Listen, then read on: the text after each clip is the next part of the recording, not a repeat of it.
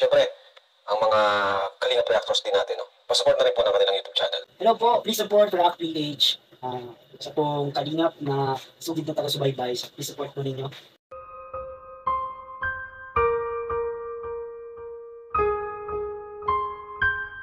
Jomcar Love Team, katapusan na nga ba?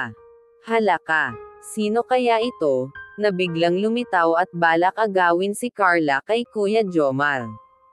Naku po, magandang mapagpalang araw o gabi po sa inyong lahat. Maraming salamat po sa patuloy na suporta at tiwala sa panonood ng aking mga react videos. Salamat po talaga sa bumubuo ng programa ng Kalingap na sina Kuya Val Santos Matubang, Ate Edna, at Kalingap Rab. Pati na rin po sa idol ko na si Kalingap Papa Dan.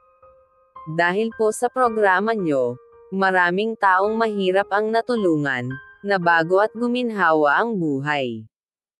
Jomcar Love Team, katapusan na ba kaya? May isang lalaki kasi na biglang lumitaw at balak agawin si Carla kay Kuya Jomar. Halaka. Ito po yung konting video. Panoorin nyo po.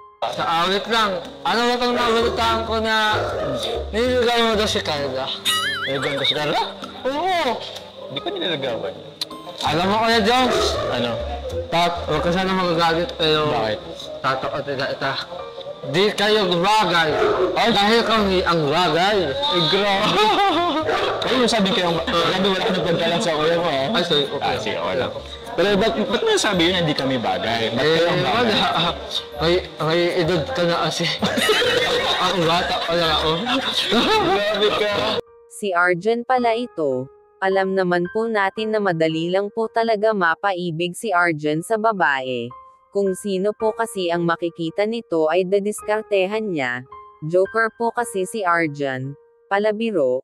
At nagdadala ng good vibes sa mga viewers. Siguro ay role lang naman po niya ang ganyang eksena. Basta ang mahalaga ay napapasaya tayo ni Arjan. Sa Jomcar Love Team naman po, ay tuloy na tuloy po talaga ito. Madami po kasing viewers ang nag-aantay sa bawat kilig moments na dala ng Jomcar Love Team. Asahan pa po natin na mas matindi pa ang kilig moments na dala nila. Dito muna lang po tayo. Salamat po sa suporta nyo. Sana po ay mag-subscribe kayo para ma-notify kayo sa panibagong react video na mai-upload ko. Ingat po kayo palagi. And God bless po sa lahat.